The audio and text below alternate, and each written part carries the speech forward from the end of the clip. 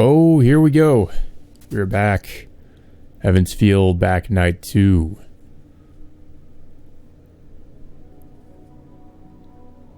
My awakenings always begin with anguish. I fall from a sunless abyss to sunlit ground. I go from darkness to light. It isn't much different than being born through a birth canal. Ugh. A spark of life somehow ignites in my dying body, rekindling consciousness in this world once again. I writhe in sharp pain. The moment I'm reborn, the blood circulation, bone joints, nervous system, internal organs, everything I need to live generates pain. This is kind of horrifying, actually. I'm alive to suffer. My already fried brain searches for normality within its damaged state, able to start functioning only through pain. In short, my body finally gains human thought through agony. It feels as if I've been multiplied into 100 people, all of whom have been mixed on a pallet. Whatever clear identity I had is gone, as the countless indistinguishable beings I have become melt together. To be resurrected from nothingness demands that much of a price. That chaos, that feeling that I have ceased to be anything, absorbs and assimilates even my agony. My ego is gone. Why be reborn? Why do I have to go through this? Even those questions become things of the past. I have attained the state of no self. It is a pure paradise with neither happiness nor sorrow, one that will never bear fruit. But just one thing alone is painful. Tears come down my cheeks, in the depths of this perfected land. Why am I still connected to something so beautiful? I wonder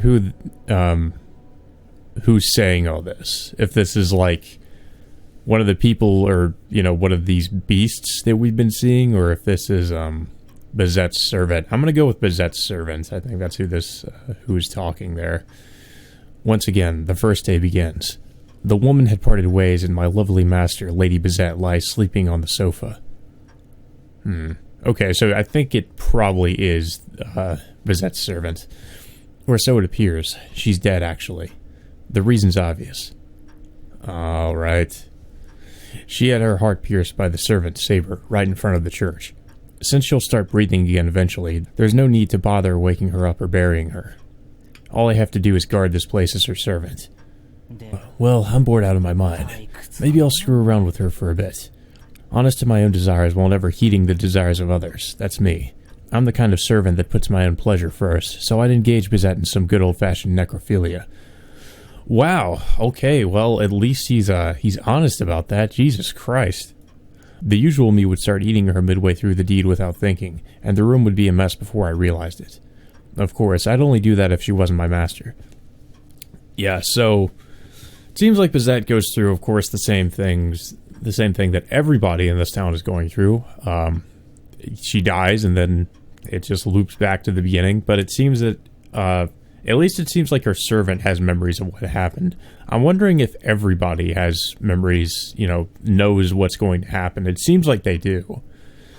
The funny thing is that they just don't seem to care. It's just like, ho-hum, let's just go about our daily lives as if nothing is, we're not all just going to die on the fourth day. If she were to wake up while I'm doing her, she'd be a pain in the ass to deal with later. Yeah.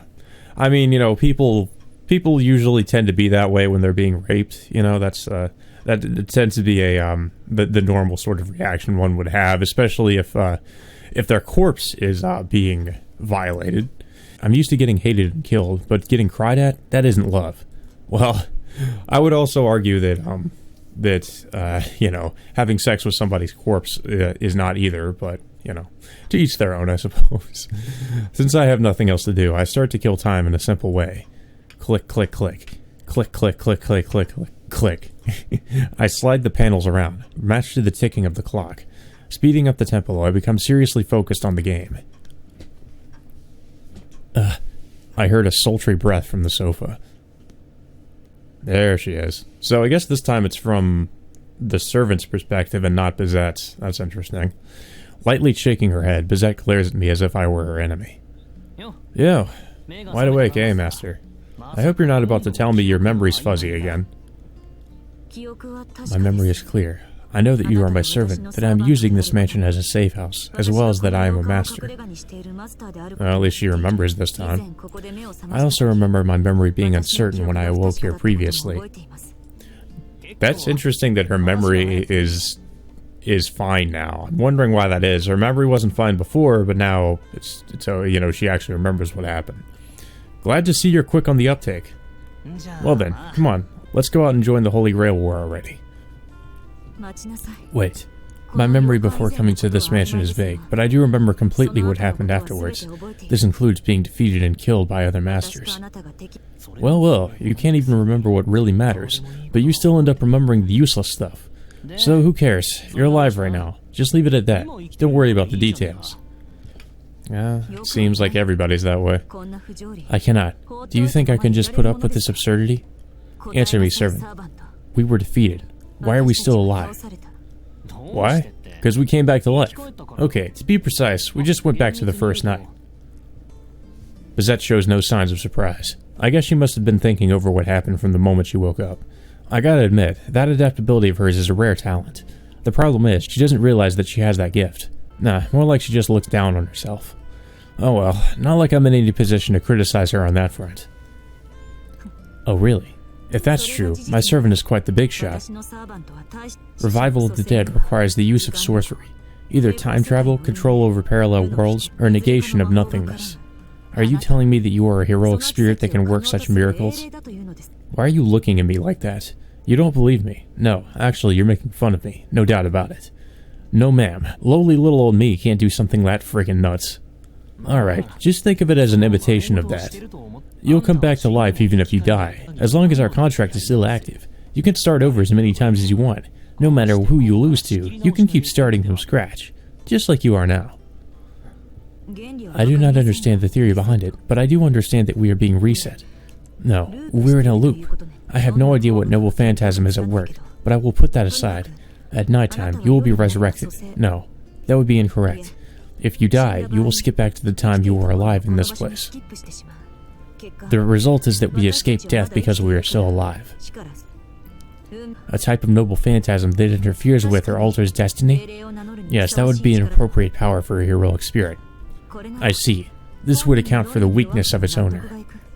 So you couldn't accept that I was that weak, huh? Okay, so I did get killed without showing any of my good points. Anyone would get fed up after that.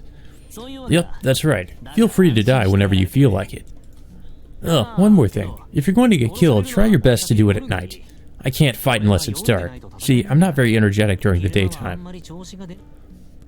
I see. So the condition for the loop to take effect is that it must occur in the evening.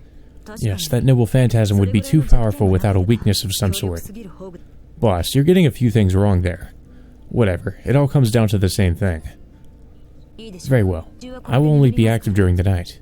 I will be sleeping here during the day. Therefore, I expect that you will restrain yourself from doing things without my permission. Gotcha. But the same goes for you, lady. Never go out during the daytime. I'm really weak when there's light out, and if there's no master around to protect me, I'm gonna get killed real fast. I understand. For some reason, it feels as if our positions have been reversed, but I do have a grasp of your abilities. Your combat ability is nil. However, your special abilities are unique. I will do the fighting. You, on the other hand, can use that special noble phantasm as support. I appreciate the offer, but aren't you taking things a little too far, Master? I mean, I can fight a little. I'll say flat out that I can't beat a servant. But if I really feel like I could, at least buy some time. Buy time with what you showed me in the last fight? I do not expect you to be of any use in battle. You just need to stay around. Damn. Oh, hey, I'm fine with taking it easy. But you're never going to win this way. I really don't think you're going to be able to separate a master from a servant again and again. When it comes down to it, fighting in the Holy Grail War means beating a servant. Without taking down a servant, you're not going to be able to kill its master. Except there's no way a human being is going to be able to match up to his servant. That's why I'm saying I'll help her out, even though I really don't want to bother. But there's no need to separate them. I will defeat the servant. Bizette declares this with unshakable confidence. Now that's a surprise. Here I thought I was immune to these things, but that one just sent a chill down my spine. I have a more pressing question. You said that you would be revived as long as we were killed during the evening. Is there some sort of cost to this? For example, losing magic circuits? Or is there a limit to the number of times you may use your noble phantasm? Huh? Nah, there's no cost. You don't have to give up a dime. My element is emptiness. As long as there's nothingness, we'll keep coming back to life. Just relax and keep going until you're satisfied. Understood. So I will not lose as long as my pact with you is in effect. Right, because you won't win either. Then, this leaves me with one last problem. No, never mind. I shouldn't be voicing any discontent. With such favorable conditions, what am I thinking? What now? Something else on your mind? I have a stupid question. Why does she look all embarrassed? It is marvelous to be revived like this after dying. It is an advantage that borders on cheating. Except, would it be in any way possible to get rid of that pain I experienced while being revived? Even if it's for the sake of escaping death, whenever I think that I will have to pass through that pain in the future, I get squeamish. Or how should I put it? Say what? Lady, you're not scared shitless whenever you get revived, are you? I'm definitely not. It feels uncomfortable and eerie, that's all. Uh-huh. Sounds like you're scared. I do not know whether that place is what people call hell or not. What I do know is that it was hideously repulsive. By their nature, the dead are mindless. Those who are deceased normally would not feel any discomfort at all. But to one possessing a mind, that is the foulest pit imaginable. Oh, is that so? That's weird. I don't feel anything special though. It's like before I realize it, I'm here. Guess it's just the difference between humans and servants. But, you know. You're going to have to put up with that much. Come on, normally you'd be dead. Hey, you do realize how selfish you're being, right? I know that. I was only saying. If that's the price of resurrection, then I will withstand that level of torture. Right. You're going to be going there a lot from now on, so you better get used to being on the receiving end while you still have the time. Yeah, you're going to be going to hell a lot, lady. Just get used to it. Do you think I will let myself be killed countless times? The next one to be killed will be Servant Saber. I will definitely strike her through the chest, just like she did to me. That's my master. Okay, so let's go continue the good fight while you're still ablaze in enthusiasm. I stop talking and aim for the door. Honestly, I don't give a shit about the Holy Grail War, but I'm also a sore loser. I want to find and kill my enemies now, right now. I'll kill those bastards that hurt me. I'll kill those bastards that didn't do anything to stop them. I'll kill everything. I'll murder every single living human I see. If I don't, I'm not going to be able to keep my insanity. If I don't, I won't be able to keep myself from going sane. Yeah, that's definitely what you need to worry about, going sane. What is it? Are you not going, Master? What's going on with the text? I swallow down my heart as it threatens to escape my chest, and turn back towards Bizette. Maybe my thirst for blood just now reminded her of something. Bizette is looking at me the same way as when she accused me of killing the people in that bloody house. So it is true. I am careless. How could I forget to ask the most important question? Don't even have to bother wondering why. You forgot because you didn't want to remember. Answer me. Just what servant are you? A question filled with hostility. To that I finally answer, grinning like a little girl waiting for her sweetheart. I am Avenger. The Servant of Vengeance. A class that shouldn't exist. Its name proclaimed with hatred and joy. Yep, so, like you said, that's Avenger. She is attacking in an extremely fast combination. A right straight that actually made me feel sorry for the enemy. Mercilessly crushes the monster's skull. Hard to believe it came from a human being. Probably out of revenge for having had 10 of its pals killed already. More prey come leaping at her. The moment right after she punches with her right fist, cursed claws take the opportunity to strike at her seemingly immovable position. She dodges just by lightly turning her head, while simultaneously driving her right leg into the monster's head. Sharp and heavy. The head is blown off like a ripe tomato. Not even bothering to visually confirm that, Bizette turns around to face the newcomers arriving from behind, once again intercepting them with lethal timing. It's almost as if she were a spinning top fitted with a blade, responding in every direction, clearing the attackers away, a deadly dance that shows no mercy for its target. Well damn, I'm not needed at all. I was doing pretty well on my own, even while watching her in fascination. But while I was slicing up one of these guys, Bizette pulverized around 3. And I mean literally pulverized. With those skinny legs in her fists, she's totally scattering flesh and cutting through bone. Seriously, I'm impressed. To think that human hand-to-hand combat would improve this much. It seems that there are runes of hardening carved on her fists, legs, knees, and toes, but the basic bodywork for that must have been an art perfected for use by human beings. Way different from us when we go berserk, letting instinct take care of the rest. Bizette's technique is the legacy of the old days of blood and sweat. How many years of effort went into being able to use it? I mean, she's a girl. Whoops, a mature grown woman. Weren't there other things that she should have been learning? Guess not. The monsters are no match for the walking weapon by the name of Bizette. They're no better than hapless sheep, a pack of game to be hunted. Homer, stop, they're already dead. That really was a Simpsons reference. They're referencing The Simpsons. Holy shit. So I wasn't wrong. They actually did reference The Simpsons before with Shinji turning into a Simpsons character. By the way, what the heck's a Homer? Oh, maybe he just watched too much TV and he picked up on that. That's why I referenced that. Let's see, there's this program that's been going for over 20 years called The Simpsons. It should have ended already, but, you know, it's still going for some reason. I see. So these are the mysterious things you spoke of before. Sighing heavily, Bizette puts away her leather gloves. This walking weapon, what the hell? You beat almost 20 monsters to death and all you do in the end is sigh? They are most likely a type of familiar. Their level of intelligence is low, and they have no function other than to kill humans. However, they're fitted for use in large numbers. It is evident that there is an 8th Magus, whose identity is not yet known to us, that was not picked as a master. I cannot ignore a Magus that would use this sort of familiar to attack people indiscriminately. Do you have any ideas regarding this? Who, me? Obviously, Karen. I don't know anything about the guy you're talking about, Master. Well, we'll run into him eventually, right? After all, we've got plenty of time. This isn't going to end regardless of what we do, so we ought to bump into each other one of these days anyway. Very well. Also, I would like to apologize for doubting you earlier. The disturbance in the city was the work of these monsters' master. You had nothing to do with this. No problem. I'm used to getting a bad rap. Besides, we're all birds of a feather. The only difference is who got around to it first, them or me. These guys are running around killing everything in town, so my job's been done for me, that's all. I like being able to take it easy, but you know, a job is a job. Really can't let other people take it away from me. My whole meaning of life is on the line here. If I go unemployed, I can't live. Hand in your resignation then. I do not know which heroic spirit you are, but as long as you are my servant, I will not let you drag bystanders into this war. Look, lady, I haven't killed anybody today, have I? Like that guy with the food cart before. I just watched him off while drooling, you know? And I really wanted to munch on some Odin and meat too. But I'm an obedient little puppy, doing what my owner says. Come on, pat me on the head.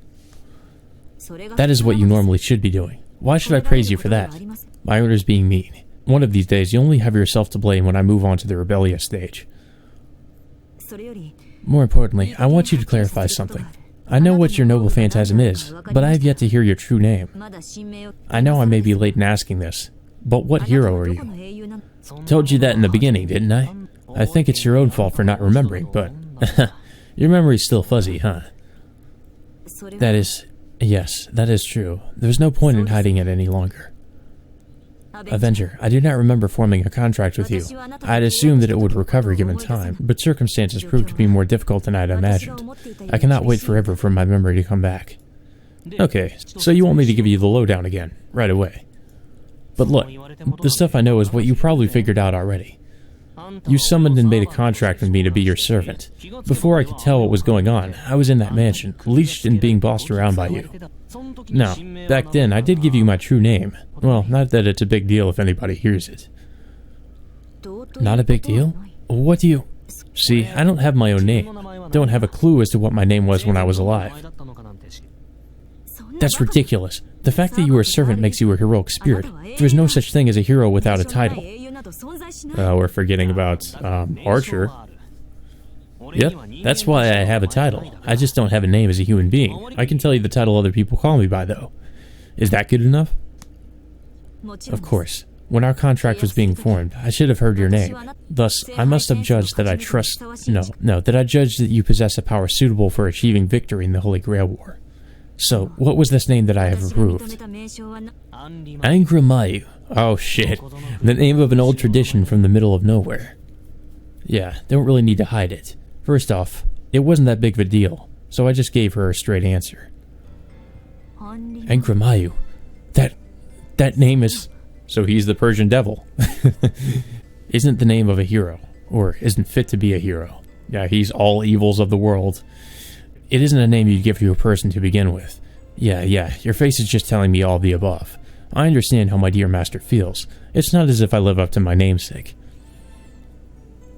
Angramayu, the name of the most powerful demon in ancient Persia, the greatest nemesis of Zoroastrianism, embracing all evil, that kept fighting for over 9,000 years against the god of light, guardian of the good of humanity. The god of evil, you could say. The bad part is the friggin' huge scale.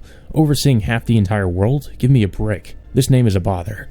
Honestly, something of a smaller genre, say the god of desks or pots, would have been a much better fit. The tale of Zoroastrianism revolves around the discord caused by the two gods of good and evil.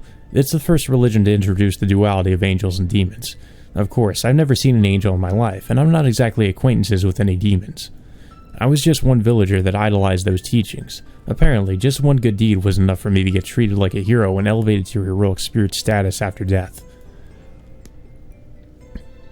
Don't get the wrong idea, it's not like I'm the real god himself. My element probably just happened to be close enough to warrant getting the name as a pseudonym, that's all. My stats are low for a heroic spirit, and as you already know, I'm a useless third-rate loser. I'm well aware of that. I'm beyond needing you to justify it at this stage. Haha, that stings, Master. But Angramayu, no, the servant I summoned should have had a more different, endearing name. I wonder what servant that was. Bazet Fraga Mikromitz wondered to herself. Endearing, huh? What, was there some other spirit you wanted to summon? Had a strong, handsome, heroic spirit in mind? Not a bozo like me, eh? No, not really, she adds quietly. Yeah, you're being really obvious. Had some other guy on your mind. Okay, so I already knew about that, but who would have thought you'd be so picky about your servants too? So our relationship was just a compromise. And I was being relatively serious about it too. Well, I'm over it. That's an interesting expression you've got there. So even you can make that kind of face. Well, it's sort of a disappointment, but it's just like I thought. So, what kind of guy is your type? Why are you bringing this up? We were not talking about my taste in men. I was just thinking about the difference between you and another heroic spirit. Now look, that's the same thing as thinking about men. The most important thing when looking for a familiar is the user's personal tastes. So normally a female master would summon a hot stud, right? What? You wanted to summon a woman? Now that's deep stuff. Never would have guessed that manly suit was for business and pleasure. Just what are you implying? I don't let personal feelings interfere with my work. I made my contract for you because it was the correct course of action. Feelings towards the other sex are irrelevant to that. However, I do admit I said something misleading. Yes, I did have feelings of attachment to a particular heroic spirit. Yep, keep going. If you're going to admit that much, just spill it all out. You've got nothing to lose, so let's just lay it all in the open, shall we? So, Master, which heroic spirit were you going to summon? Going to summon is not the right phrase. I had no guarantee that I would be able to summon him, and a part of me did not believe he had really existed. She starts trailing off. Must be going over some old memories. The emotional state of the woman standing in front of me is regressing fast, like she's berating herself. Now I get it. Can't summon a hero you don't believe in. But you wanted to meet the guy, huh? Perhaps. It is embarrassing, but I'm not sure myself. When I was a child, I had not been interested in anything. I could not understand what others considered fun. Often this put my parents at a loss as to what to do with me. Then my father told me, "You go through each day as if it was work." He always apologized to me with sad eyes. The ones who suffered had only been my parents, probably. Unable to sense the guilt my father had, I wasted my youth as tediously as ever. The majority of my childhood memories are of plain days, like that. But there was one thing that enthralled me. I still don't know why it alone was special. In the study, I discovered a book that could be found anywhere in the country. Reading those old legends always made me sad. Old legends, huh? So that's it. Someone she didn't believe in but wanted to meet. One of the many phantasms that young children dream of and forget in maturity, tossed away in great number, huh?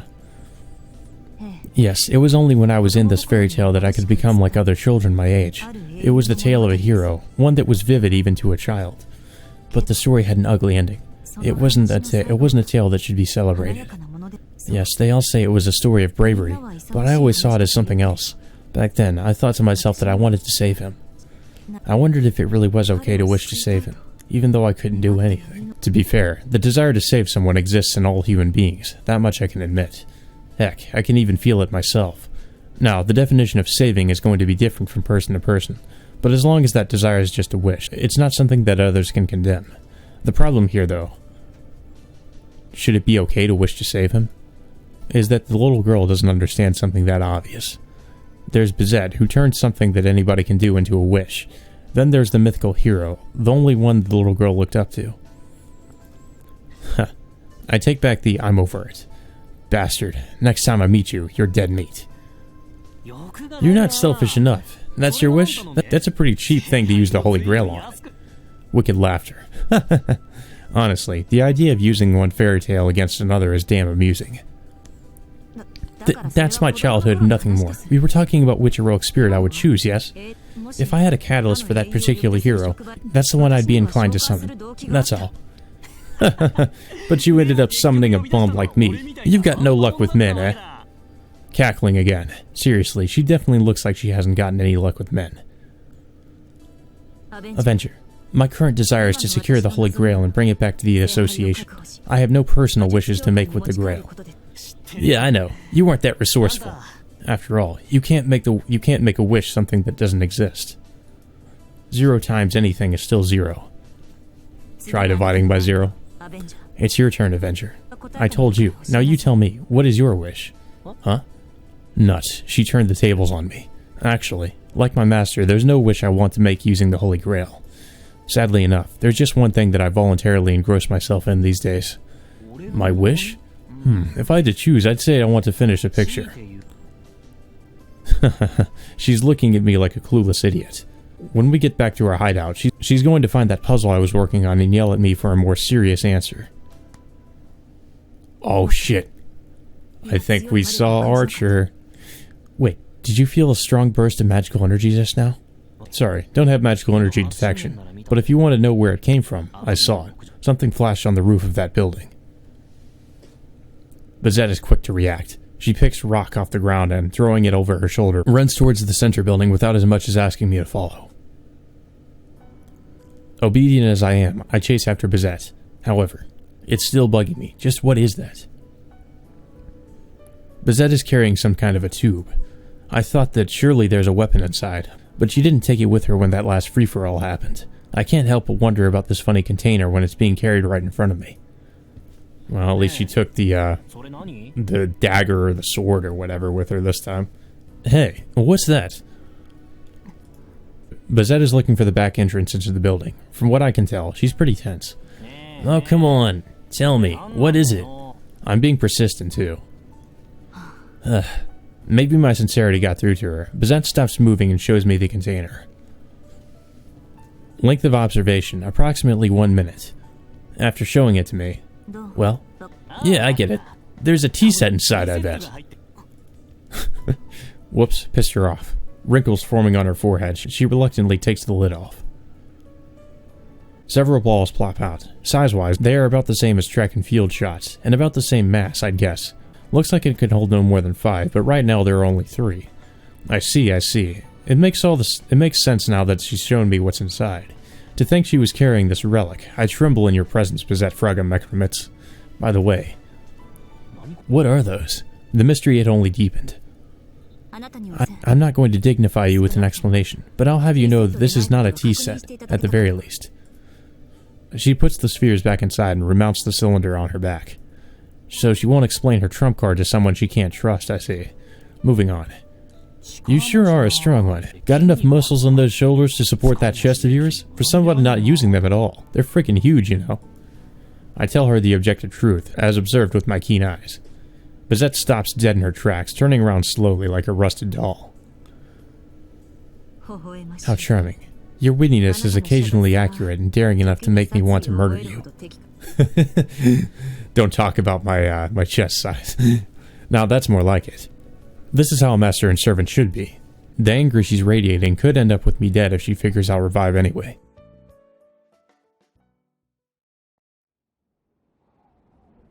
There's nobody on the rooftop. Only the sound of powerful wind is there to greet us. I see that we are too late. There are certainly signs of someone being here, but it is impossible to find out where they escaped to. Bazette is looking down at the city from the edge of the roof. Something in mind already, I bet.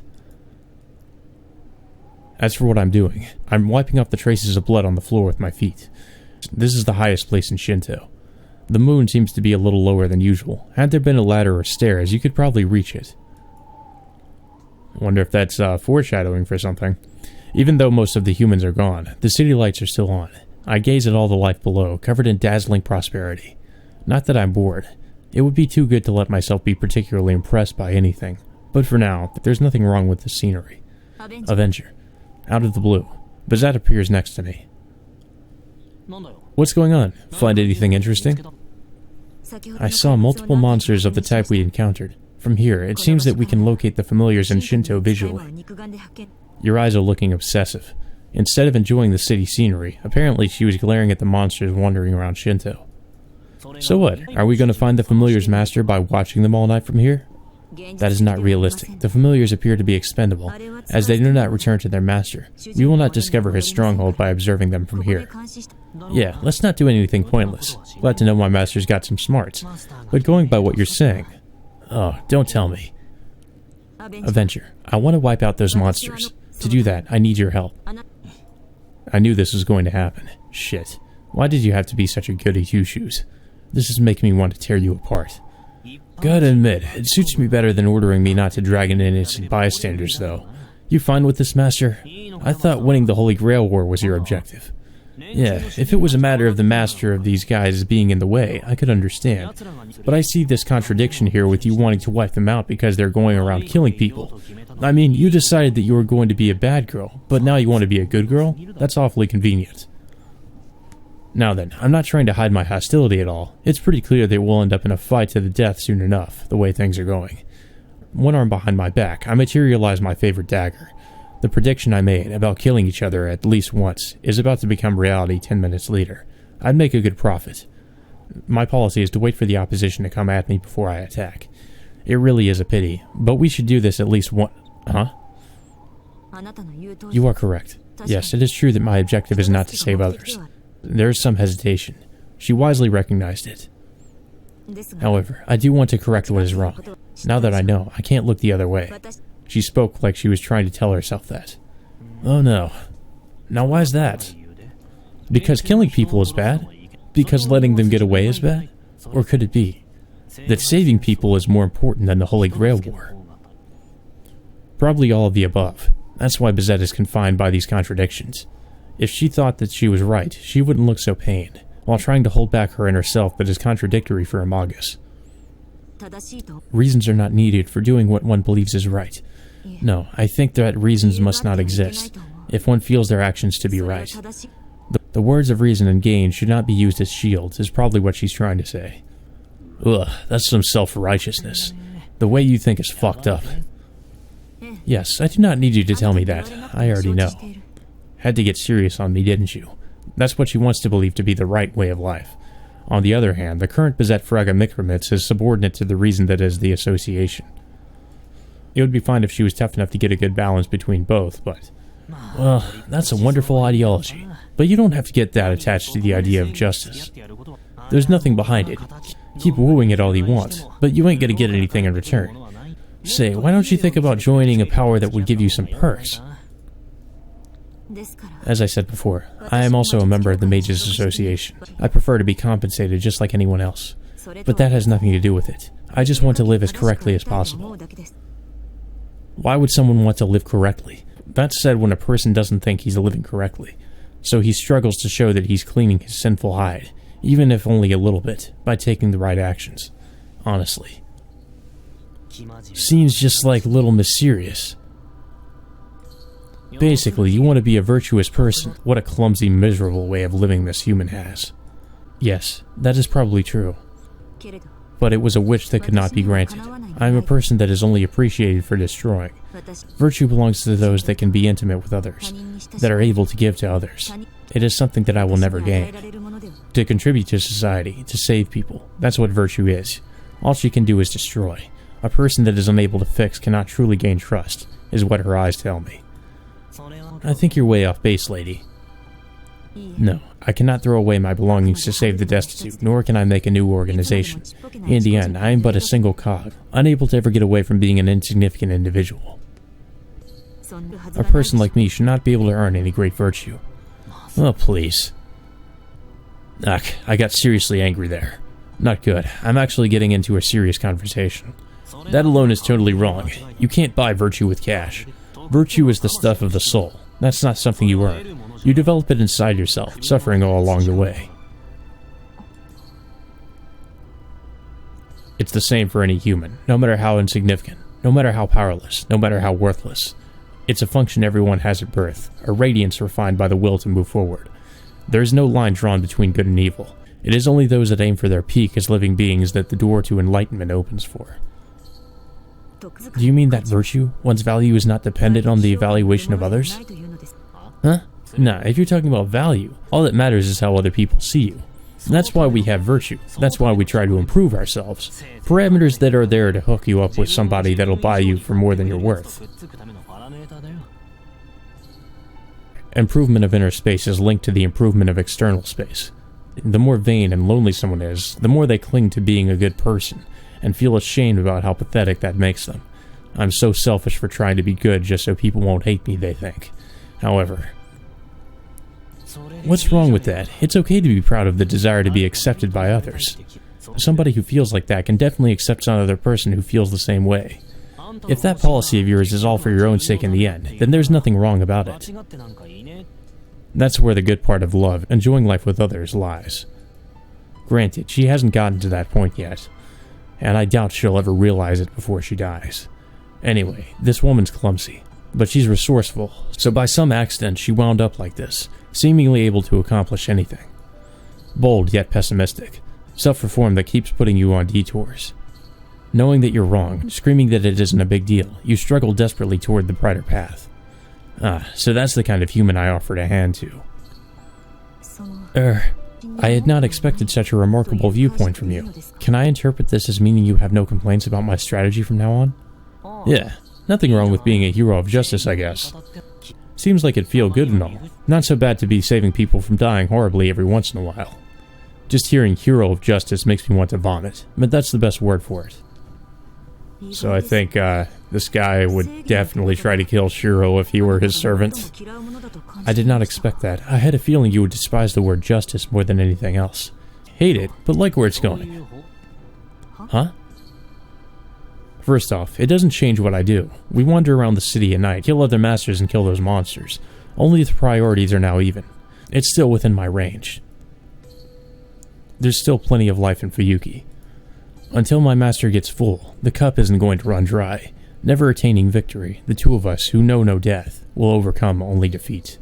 Right, let's keep on doing this until you're satisfied, master.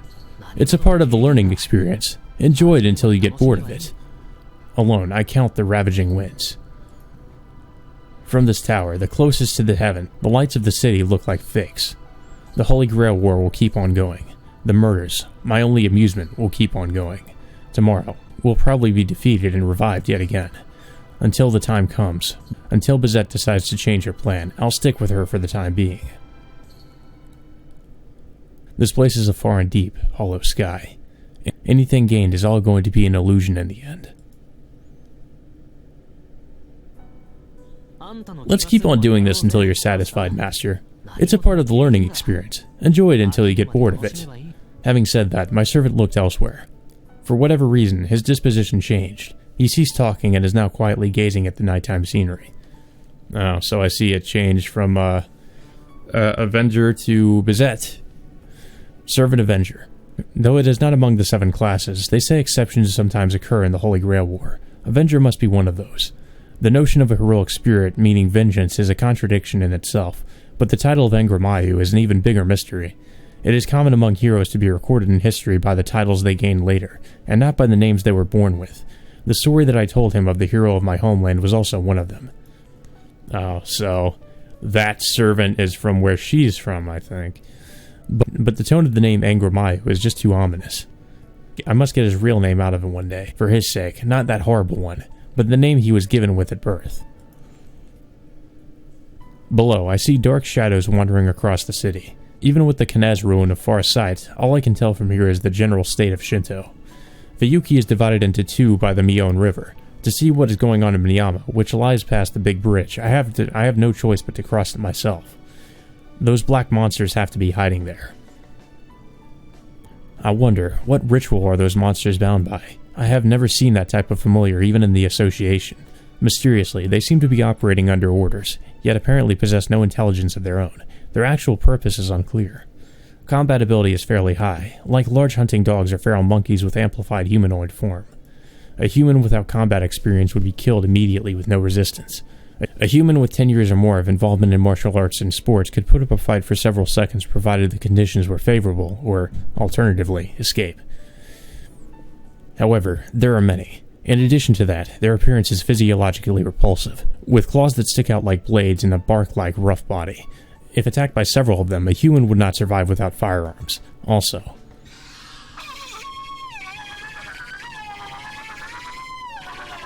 Jesus, that's legitimately horrifying.